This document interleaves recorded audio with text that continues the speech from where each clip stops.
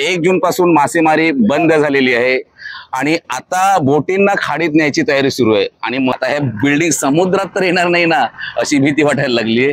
तंबाखू लागतो म्हणजे आता आमचे बांधव एनर्जी सगळं नाही यार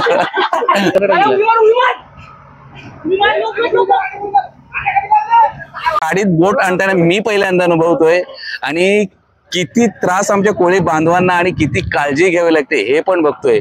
सगळी सामग्री एकत्र केली जाते आणि त्याचा जो स्वाद असतो तो कधीही न विसरणारा। परात दिसते त्याला आम्ही कोळी भाषेत सांका म्हणतो आणि जो आता जेवण वाढायला लागलेला आहे त्याला सांकेकर म्हणतात।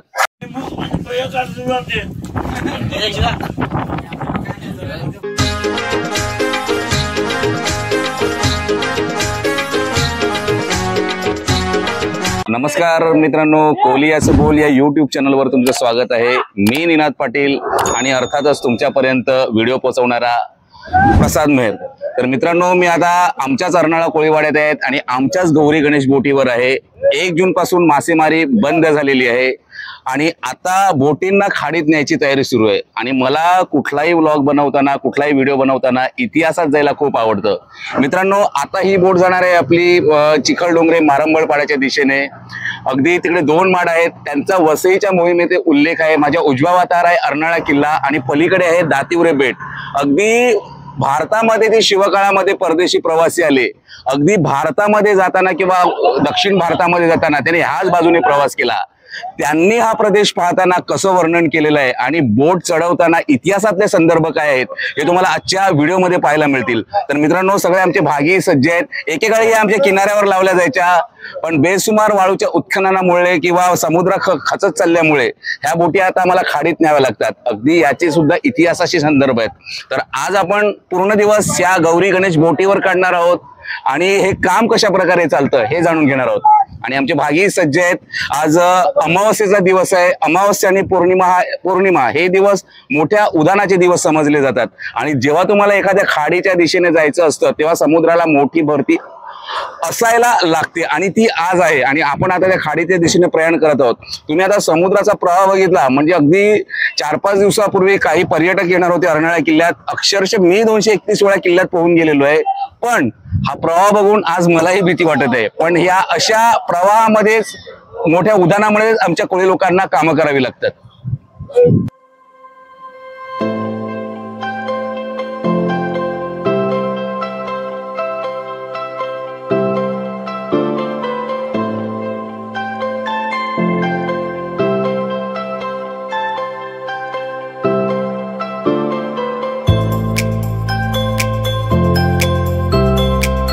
तर मित्रांनो, आता आमचा हा कोळी बांधव जवळपास 4 महिने घरीच बसणार आहे आणि तुम्हाला आता बोट दिसत असेल, जरा बुटकी दिसत असेल, ही डोलकाठी आहे की ज्याच्यावर झेंडा लावला जातो, ध्वज लावला जातो। तर ही डोलकाठी एकेकाळी शिगडाच्या बोटी असताना तो बॅलन्स साधण्यासाठी लावली जायची, पण आजही ती प्रथा चालू आहे, पण त्याच्यावर ध्वज लावला जातो। आता इकडे तुम्हाला ऑइल सदृश वस्तू लावलेल्या दिसत असतील म्हणजे त्या बोटीला तेलपाणी केलेलं आहे। पण एक 80-90च्या दशकामध्ये म्हणजे जुने कोळी बांधव त्यांना नक्कीच माहिती असेल, चंद्रूस असायचा, तो कुठला जायचा आणि गोडे तेलामध्ये अगदी उकळत्या तेलामध्ये तो एकदा त्याचं मिश्रण बनवून बोटीला लावलं जायचं आणि ते मिश्रण आता एक इन्स्टंट मिश्रण आलेलं आहे आणि हे सगळं त्या माध्यमातून तुम्हाला सगळं दिसत असेलच। आता बोटीतली जाळी असतील ती त्यांनी घरी आपल्या गोडाऊन मध्ये ठेवलेले आहेत आणि आता आपण प्रयाण करत आहोत त्या खाडीच्या दिशेने आणि आता या बाकी सगळ्या बोटी त्या खाडीत जायच्या तयारीमध्येच आहेत। नेहमी अर्नाळ्याचा उल्लेख येतो तेव्हा शंकराजी केशव फडकेंनी जेव्हा हे बेट जिंकलं तेव्हा खुद्द चिमाजी अप्पांना लिहिलेलं पत्र आहे, अर्नाळ्यासारखी दुसरी जागा नाही, मांडवे पावे तो खाडी आहे। अर्थात ह्या बेटावर उभी राहून म्हणजे हे पत्र लिहिलं असावं आणि इथून पोर्तुगीजांचा दळणवळणाचा व्यापार चालायचा। आता आमच्या समोरच बोटीच्या समोरच्या दिशेला दातिवरे गाव दिसत असेल। ॲबेगॅरी हा जगप्रसिद्ध फ्रेंच मधला प्रवासी तुम्हाला माहिती असेल आणि विशेष महाराजांच्या छत्रपती शिवाजी महाराजांच्या विशेष प्रेमात होता। पण जेव्हा आणि महाराजांच्या मनीचं गुज काय होतं हे त्या ॲबेगॅरीलाही चांगलं माहिती होतं, पण जेव्हा इथून तो 2 वेळा भारतामध्ये आला आणि जेव्हा तो दातिवरेमध्ये होता तेव्हा त्यांनी आपल्या डायरीमध्ये नमूद करून ठेवलेलं आहे की ह्या बेटावर, म्हणजे इथे तेव्हा पोर्तुगीजांचं अधिपत्य होतं आणि त्यावेळी त्या अबेगारेने लिहून ठेवलेलं आहे की या बेटावर ब्रिटिशांचे देखील लक्ष आहे. आणि त्यानंतर 1737 नंतर वसईचा इतिहास सर्वश्रुत आहे. मराठ्यांनी, पेशव्यांनी इकडे मोठं आरमार उभं केलं आणि अगदी त्यावेळेलाही पेशव्यांच्या आरमाराच्या बोटी असतील अगदी या खाडीतच जात असतील. आणि पुढचा आढावा आपण तिथे गेल्यानंतरच घेऊया. विरार वरून अगदी ट्रेनने पालघर तालुक्यातील दातिवरे गावात जायचं असेल तर किमान 2 तास लागतात, बरोबर ना? पण आपण अर्नाळ्यातून आता फक्त 10 मिनिटात दातिवऱ्याकडे पोहोचलेलो आहेत आपण. आता हे एडवण, कोरे वगैरे ही तुम्हाला गावं दिसत असतील. तर ब्रह्मगिरीतून उगम पावणाऱ्या 2 नद्या, एक गोदावरी जिला दक्षिण काशी म्हटलं जातं आणि त्यानंतर वैतरणा नदी. आणि वैतरणा नदी खऱ्या अर्थानं ज्या ठिकाणी समुद्राला येऊन मिळते त्या संगमावर आपण उभे आहेत. तुम्हाला बाजूला सुरूची बाग दिसत असेल, मामाची वाडी, तिकडे 2 माड आहेत. त्या 2 माडांचा उल्लेख देखील वसईच्या मोहिमेमध्ये आहे. आणि आता एक तिकडे खाडीचा पाडा झालेला आहे. तर अगदी काही जुन्या लोकांच्या मी प्रतिक्रिया जाणून घेतल्या. अगदी पालघर किंवा गुजरात म्हणून कौलं यायची, कौलं, तर ती कौलं इकडे उतरवली जाते. म्हणजे एक जुनी जेट्टी त्याकडे इकडे होती. म्हणजे आजही तिकडे उत्खनन केलं तर तुम्हाला कौलं आढळली जातील. अशी मला एक 100-150 वर्षापूर्वी मी कथा ऐकलेल्या आहेत. आणि आपण खऱ्या अर्थानं आपण आपल्या त्या खाडीच्या दिशेने निघालेलो आहोत. एकेकाळी आम्ही लहानपणी जेव्हा इकडे या समुद्र किनाऱ्यावर फिरण्यासाठी यायचो, 1-2 तासाचा प्रवास करून यायचो, अगदी फ्लेमिंगो पक्ष्यांची इकडे जत्रा भरलेली असायची. आजही मारंबळपाडा जेट्टीवर काही दर्दी पक्षी रसिक आहेत, पक्षीप्रेमी आहेत, ते येत आहेत. पण जो फ्लेमिंगोची जी जत्रा भरायची ती आता बघायला मिळत नाही. आता फ्लेमिंगो ही ती दुर्मिळ झालेला आहे. म्हणजे आता जो कोस्टल वे आहे तर कोस्टल वे इथून विरारला कनेक्ट होणार आहे. इकडेही सर्वे झालेला आहे. आणि खाड्या ह्या का जगवल्या पाहिजेत, मँग्रोव्ज का जगवल्या पाहिजे, आता तुमच्या लक्षात आलं असेल हिवाळ्याच्या काळामध्ये अगदी न्यूझीलंड, ऑस्ट्रेलियावरून फ्लेमिंगो पक्षी यायचे. पण वाढतं शहरीकरण, वाढतं प्रदूषण आणि वाढत्या प्रदूषणाची जाणीव पक्ष्यांना, प्राणीमात्रांना आपल्या आधी होते आणि ते कधीच जाणलेलं आहे. हे जर टिकवायचं असेल तर आपल्याला काहीतरी करावं लागेल. अर्नाळा किनाऱ्यापासून जेमतेम 10 ते 15 मिनिटांचा प्रवास केलेला आहे.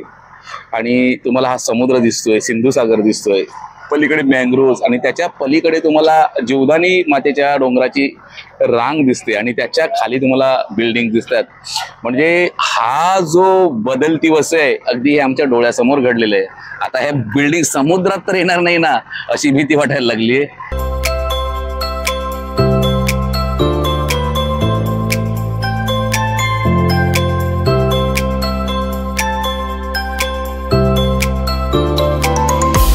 खऱ्या अर्थानं मी आता खाडीच्या आतमध्ये प्रवेश केलेला आहे आणि आता आमच्याच या सगळ्या अर्नाळ्यातीलच बोटी आहेत.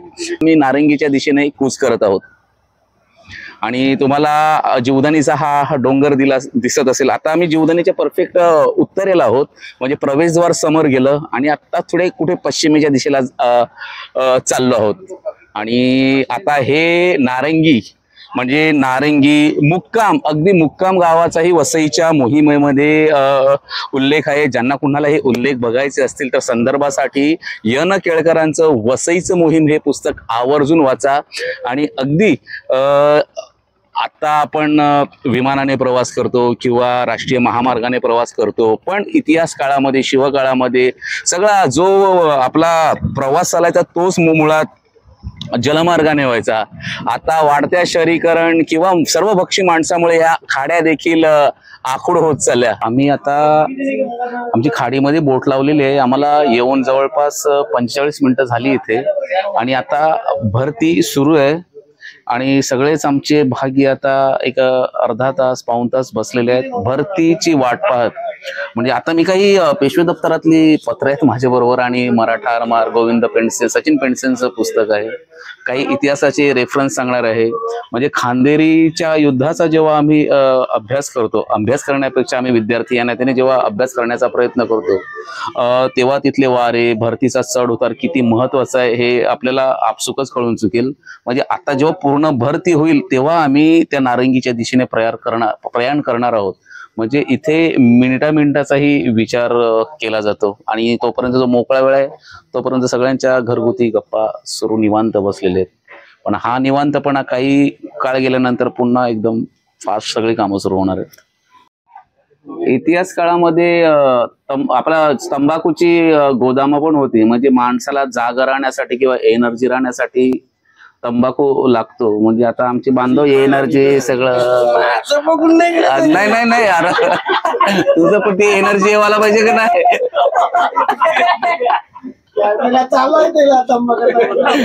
एनर्जी पाहिजे नाही का. भिज काय कसं नाही का ते आपलं एनर्जी वाला पहिलं होतं. म्हणजे हे गरज आहे.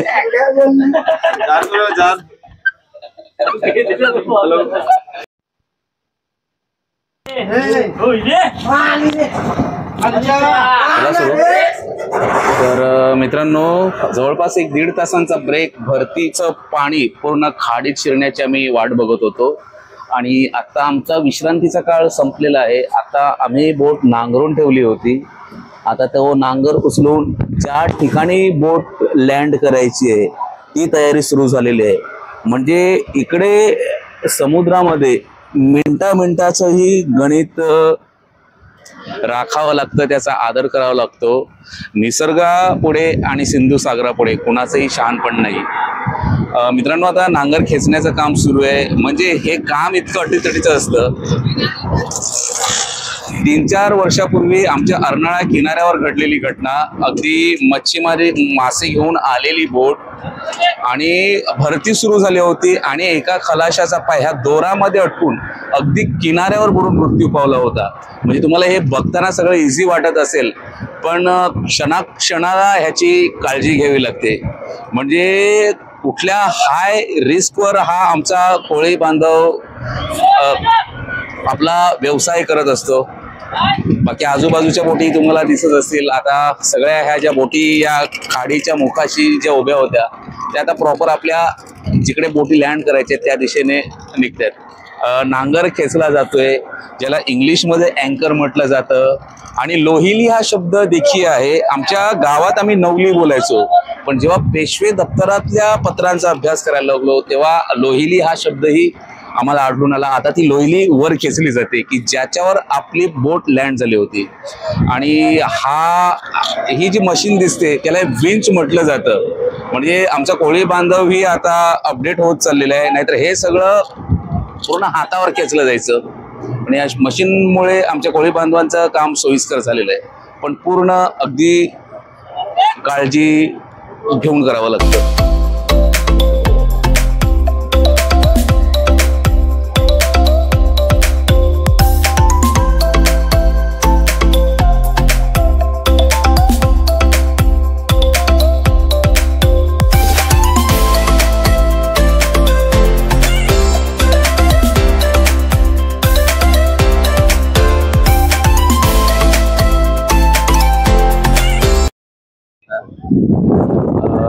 भरती झाल्यानंतर आणि 1-1.5 तास थांबल्यानंतर आमच्या बोटीला तरंगण्यासाठी हवी असलेली अपेक्षित पाण्याची पातळी ही तयार झालेली आहे.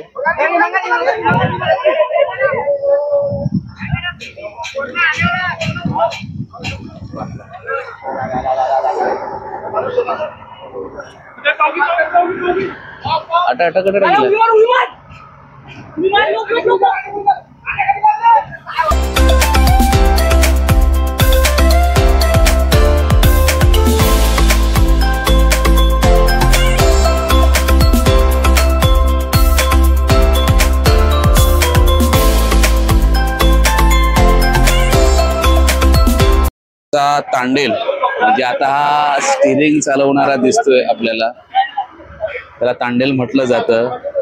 तांडेल ही तेवढा निष्णात आहे. पण आता ह्या नारंगीच्या दिशेने आतमध्ये घुसताना बोट रिव्हर्सला घुसवली जाते कारण नंतर काढताना बोटीला त्रास होऊ नये म्हणून आधीच खबरदारी घेण्यात येते. आता ही बोट आपली रिव्हर्सने खाडीच्या दिशेने जात आहे.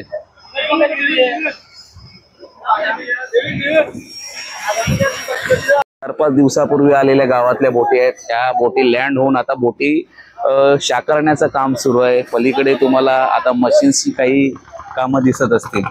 आता खऱ्या अर्थानं आपण खाडीमध्ये घुसलेलो आहेत। आता इथे मँग्रोव्ज दिसत आहे तुम्हाला। आता त्या मँग्रोव्जला दोर वगैरे बांधून खबरदारी घेतली जात आहे।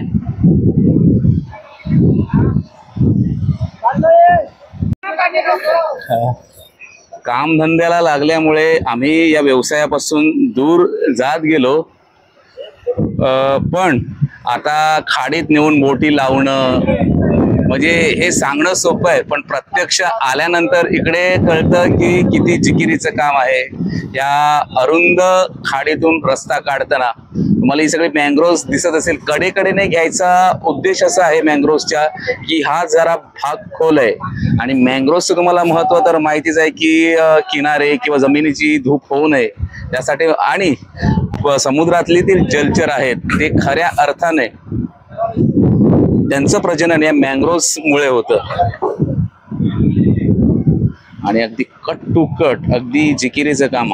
आपण डिस्कवरी चॅनलवर पनामा कालव्यातून बोटीचं आगमन निर्गमन पाहिलं असेल। तिकडे पाणी कृत्रिमरित्या कसं कमी जास्त केलं जातं, इकडे नैसर्गिकरित्या निसर्गावर अवलंबून राहावं लागतं, पण किती जिकिरीचं काम आहे। म्हणजे हे ह्या खाडीत बोट आणताना मी पहिल्यांदा अनुभवतोय आणि किती त्रास आमच्या कोळी बांधवांना आणि किती काळजी घ्यावी लागते हे पण बघतोय। म्हणजे आम्ही सहज म्हणतोय की अरे खाडीमध्ये बोटी लावल्या शाकारल्या वगैरे, पण इकडे एक एक इंचाचा देखील आणि एक एक मिनिटाचा देखील विचार करावा लागतो। आणि आता आमची बोट लँड होण्याच्या दिशेने चाललेली आहे आणि प्रत्येक ह्या बोटीवरला प्रत्येक नाखवा असेल, प्रत्येक खलाशी असेल, म्हणजे डोळ्यात तेल घालून आपल्या बोटीची काळजी घेतोय आणि पर्यावरणाची काळजी घेतोय। खलाशी प्रथमेश बोट लँड करताना 1-2 वर्षापूर्वी खूप हाल झाले होते, हे त्यांनी त्यांच्या तोंडून सांगितलं। आणि आता आम्ही ज्या दिशेने हे नारंगी बंदर रेती बंदर म्हणून फेमस होतं, पण रॉयल्टीचे प्रश्न असतील किंवा अजून काही असतील की शासनाचे जाचक नियम असतील, त्यामुळे या बंदराची पण रया गेली असं म्हटलं तरी चालेल। आणि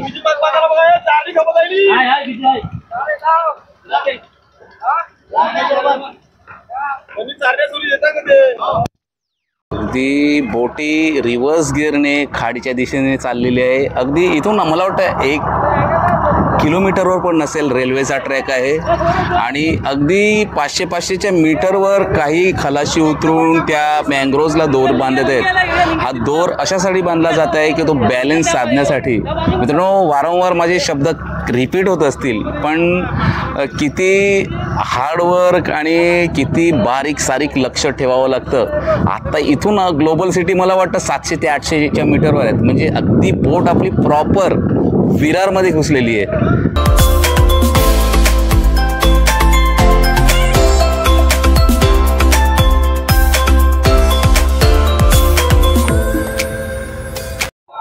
आता आपण जीवदानीपासून काही मीटरच्या अंतरावर आहोत आणि तुम्हाला ह्या बिल्डिंग दिसत असतील। मित्रांनो, अक्षरशः म्हणजे या खाडी आणि मँग्रोव्जमध्ये पण ते आले असं म्हटलं तरी चालेल, पण ह्या पुढे सगळ्या विकासकांना पण विनंती असेल, इथला भूमिपुत्र, इथला कोळी माणूस, इथला पारंपरिक व्यवसाय, हा पारंपरिक जर माणूस टिकायचा असेल तर आता बस झालं, आता ह्या पुढे अतिक्रमण करू नका। आमचा कोळी बांधव टिकवायचा असेल तर ह्या खाड्या, इथलं मँग्रोव्ज टिकून ठेवायला लागेल, नाहीतर जशा खाड्या लुप्त झाल्या तसा आमचा कोळी बांधव पण एक दिवस लुप्त होणार आहे, हे जपून ठेवा। तर मित्रांनो, आपल्या बोटीतल्या खलाशांनी खुशकीच्या मार्गाने येऊन आधीच एक जागा मुकरूर केली होती की आपली बोट नक्की कुठे लँड करायचे, आणि तुम्हाला तो भाग दिसत असेल की बोटीचा मागचा शेप अगदी JCBने तो जागा कव्हर करून ठेवलेली आहे आणि आपण एक्झॅक्ट जागेवर पोहोचलेलो आहोत। आणि आता अजून भरती सुरू आहे आणि ओहोटी झाल्यानंतर बोटीची पोझिशन पाहण्यात येईल आणि बोट एका ठिकाणी नांगरून, मग त्या ठिकाणी ओहोटी झाल्यानंतर ती नांगरून व्यवस्थित ठेवण्यात येईल आणि त्यानंतर बोटी ताडपत्रीने साकारण्यात येतील. मित्रांनो, मला यावेळी माझ्या लहानपणीच्या आठवणी आठवल्या. आमच्या किनाऱ्यावर जेव्हा बोटी चढवल्या जायच्या पावसाळ्याच्या दिवसामध्ये, तेव्हा नारळांचे झाप आणले जायचे आणि नारळांच्या झापाने बोटी झाकल्या जायच्या. आणि तेव्हा सुट्टीच्या दिवसामध्ये त्या झाकलेल्या बोटीमध्ये शिरून आम्ही म्हणजे अगदी लफाछपीचे खेळ खेळत असायचो. मशीन अव्याढव्य असायची, त्या मशीनच्या कोपऱ्यामध्ये आम्ही लपायचो. त्या मोठमोठे जे खण दिसतात त्याला आम्ही खाद म्हणतो. खाद, त्या खादीमध्ये लपायचं. तो एक वेगळे किस्से आहेत ते, आणि 70, 80, 90च्या दशकातल्या मुलांनी नक्कीच अनुभवले असतील. पण आज खऱ्या अर्थाने म्हणजे आम्ही म्हणायचो की बोटी खाडीत जातात, म्हणजे एक साधारण वाचायचं अरे पोचली. पण क्रिटिकलता काय असते आणि त्रास काय होतो आमच्या कोळी बांधवांना ते आम्ही बघतोय. आता गेल्या 3 तासापासून हा व्हिडिओ कव्हर करीत आहेत आणि क्षणाक्षणाला धोके असणारी ही जागा किंवा दोर आहेत, पाय त्याच्यात गुंडाळला तर एखादी दुर्घटना होण्याची संभावना. पण ह्या बोटीचा तांडेल आणि नाखो अर्थात प्रमोद केल्या निष्णातपणे त्याने बोट ह्या खाडीमध्ये आपल्या जिथे बोट लँड करायची तिकडे आणलेली आहे.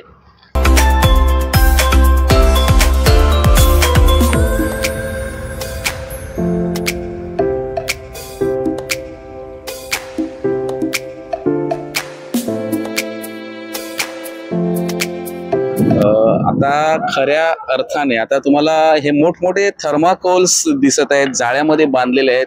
ते अशासाठी आहेत की बोट आता लँड होताना बोटीला कुठलाही धक्का लागू नये म्हणून बोटीच्या दोन्ही साइड वरून ते हे थर्माकोल्सचे मोठमोठे जाळ्यामध्ये जे बंच केलेले आहेत ते लावण्यात येतील. म्हणजे एखादा दगड जरी असला किंवा लँड करताना जोरदार धक्का जरी लागला तरी त्या बोटीला एवढा धक्का पोचणार नाही, त्याच्यासाठी ही प्रिकॉशन घेण्यात आलेली आहे.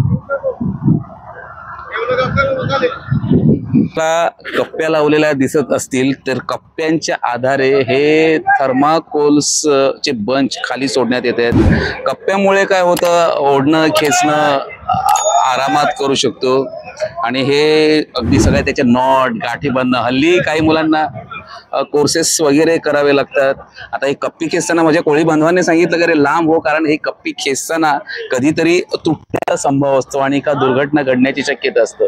पण बघा, तुम्हाला कदाचित आवाज येत असेल तर असं म्हटलं तरी नजर हटी दुर्घटना घटी. पण आमचा कोळी बांधव सक्षम आहे या गोष्टीसाठी.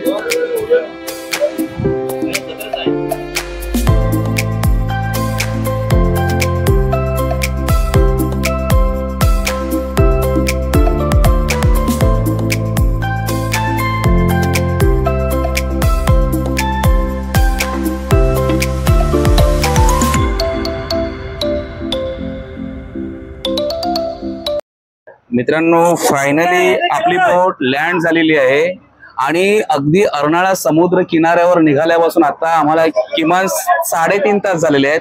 म्हणजे बेसिक प्रक्रिया झालेली आहे बोट लावण्याची. पण म्हणजे काय म्हणतात, एखाद्या आईच्या गर्भात शिकल्याप्रमाणे बोट ह्या खाडीमध्ये आणली. मला तुकोबारायांचा एक अभंग आठवला इकडे, येथे पाहिजे जातीचे येऱ्या गबाळ्याचे काम नाही. म्हणजे अगदी आपल्या बोटीला साधं खर्चटून न देता बोट आता खऱ्या अर्थाने आपल्या खाडीमध्ये विश्रांती घ्यायला स्थिर सावर झालेली आहे. म्हणजे खरंच सगळ्याच कोळी बांधवांना आमचा हॅट्स ऑफ आहे. म्हणजे कोळी बांधव बोट उतरवण्यापासून कुठली मेहनत करतो, अजून यानंतरही खूप कामं बाकी आहेत, पण त्यांची ते कुठल्या पद्धतीने कुठल्या पारंपरिक पद्धतीने काम करतात हे पोहोचवण्याचा प्रयत्न होता. कुठलं तांत्रिक शिक्षण न घेता, कुठलंही सर्टिफिकेट न घेता हे आमचा कोळी बांधव. अगदी याच्यात काही टीनेजर्स मुलं पण आहेत, पण तेही निष्णातपणे वेळच्या वेळी कुणी न सांगता बोटीत उडी घेऊन ती दोर घेऊन उड्या मारणं आणि बोट खऱ्या अर्थाने स्थिरतावर झालेली आहे. तर मित्रांनो, आपली गौरी गणेश बोट लँड झालेली आणि आता आपला रामराज बोटी जवळ आले, जे आपल्याला आपल्या गावातल्या उपक्रमात पण नेहमी सहकार्य करतं. पण आता ही बोट कालच लँड झालेली आहे, इकडे खाडीमध्ये लावलेली आहे. पण आता मला इकडे काही जुन्या आठवण्या जागा माझ्या होत आहेत. कारण चांदण्या कवीला आमच्या बोटीचा, त्या चांदण्या कवीला मी सकाळी गेलेली बोट एक दुपारी 4 पर्यंत येते आणि आम्ही शाळेतून आल्यानंतर पोहायला जायचो आणि त्या बोटीतलं उरलेलं जेवण असायचं आणि आजही ती चव तोंडावर आहे. मला वाटलं कुठल्याही 5 स्टारला गेलो तरी ती चव मी अनुभवलेली नाहीये. पण मला वाटतं आता जवळपास 12 वाजलेले आहेत आणि इकडे जेवणाची तयारी सुरू आहे. शिंगाळा आहे आणि तोही कॅटल फिश ज्याला म्हटलं जातं आणि हे सगळं ठेचायचं काम सुरू आहे आणि तोच आणि मी इकडून आज जेवणच जाणार आहेत. आणि मित्रांनो आता हे जेवण इकडे का बनवायला लावलेले आहेत, आता ही बोट लागलेली आहे आणि पूर्ण बोट ताडपत्रीने शाकारेपर्यंत सगळं आवरावर करेपर्यंत किमान आठवडा जाणार आहेत. हा आठवडा जाईपर्यंत बोटीतले सगळे खलाशी 6 वाजता घरातून निघतात आणि संध्याकाळपर्यंत इकडे सगळे आपली बोटीची डागडुजी करण्यासाठी असतात. म्हणजे आमचा कोळी बांधव कधी शांत बसत नाही आणि त्यानंतर मग खऱ्या अर्थाने तो तीर्थाटनाला निघतो. हा तीर्थाटन पण आम्ही तुम्हाला दाखवू. बाकी लोक दिवाळीच्या सुट्टीत निघतात, मे महिन्याच्या सुट्टीत निघतात, पण आमचा कोळी बांधव वारीलाही जातो, अगदी देश चारधामही करतो, पण हे सगळं पावसाळ्याच्या दिवसामध्ये. पण तोपर्यंत आपण आता मी फक्त इकडे इथलं आणि माझा 20 वर्षापूर्वीचा जे बोटीत जेवण जेवलं होतो ते मी आज हक्काने खाणार आहे. सगळं आता लँड झालेल्या बोटीवर जेवण कसं बनवतंय ते तुम्ही बघत असाल. गरम मसाला वाटलेला आहे, टोमॅटो बटाटा कापलं जातंय आणि ही चिंच ओली करून ठेवली आहे. खरंच मित्रांनो ह्याचा स्वाद आहे ना, तो कधी आला कोणी ओळखीचा असेल तर एक स्वाद. हा हा हे हा ही मच्छी शिंगाळा कॅटल फिश कापून ठेवलेला आहे आणि काही क्षणातच आता सर्वसाधारण कुठली रेसिपी बनवताना आपण आधी पहिला एक तडका देतो किंवा गरम मसाला असेल किंवा कांद्याला तडका दिला जातो. पण बोटीत जेवण जे बनवलं जातं त्याला काही असा तडका नाही की तेल असेल, गरम मसाला, बटाटा असेल, टोमॅटो असेल, सगळं एकत्र करून शिजवलं जातं. आणि मित्रांनो तुम्हाला आता हे गॅस दिसत, LPG गॅस दिसत असतील. म्हणजे 10 वर्षापूर्वी अशी परिस्थिती होती की बोटीमध्ये लाकडं कापण्यासाठी काही माणसं असायची आणि म्हणजे लाकडांची रास केली जायची, ते चुलीवर जेवण केलं जायचं. तुलनेने सुसह्य झालेलं आहे. पण आता आपली बोट लँड झालेली आहे. पण तुम्ही विचार करा की पावसाळा संपल्यानंतर जेव्हा बोट निघते आणि लाटावर अक्षरशः अशा 50-50 फुटांच्या लाटा असतात, त्यावर बोट तरंगत असते, त्यावर जेवण कसं बनवतात आणि ते जेवतात कसं हे बघणं, अनुभवणं एक वेगळंच आहे. आणि मला वाटतं ह्या बोटीतल्या जेवणाची खासियत मला प्रसादने नुकतं निदर्शनास आणून दिलं की सगळीच सामग्री एकत्र केली जाते आणि त्याचा जो स्वाद असतो तो कधीही न विसरणारा.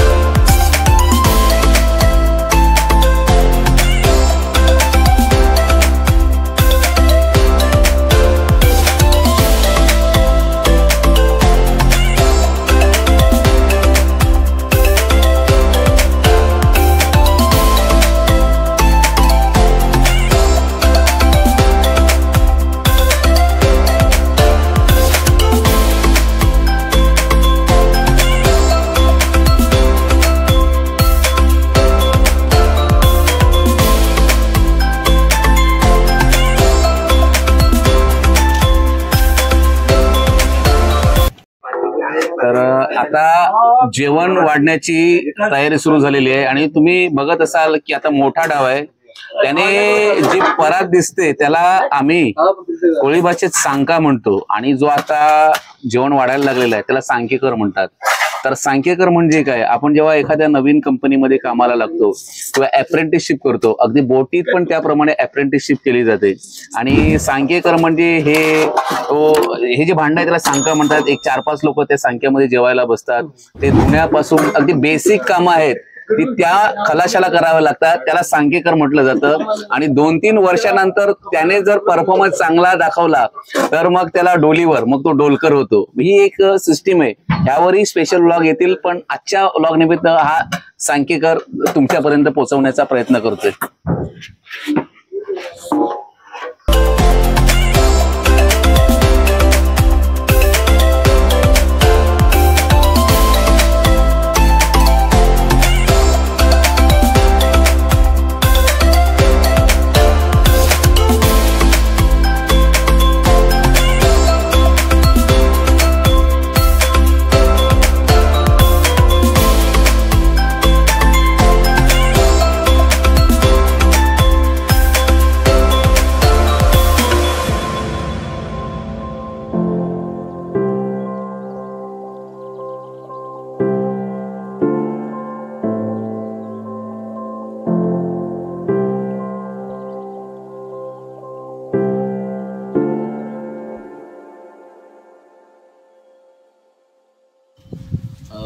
याला सांगा म्हटलं जातो आणि किमान एक 4-5 जण या सांख्यामध्ये जेवायला बसतात आणि खऱ्या अर्थानं म्हणजे आमच्या बोटीमध्ये कोळी बांधव असेल, अगदी आदिवासी बांधव असतात, कुठलाही जाती भेद न बाळगता सगळेजण एकाच ताटामध्ये जेवायला बसतात. म्हणजे सर्व धर्म समभावाचं प्रतीक तुम्हाला आमच्या बोटीत बघायला मिळेल आणि आम्ही आता तेच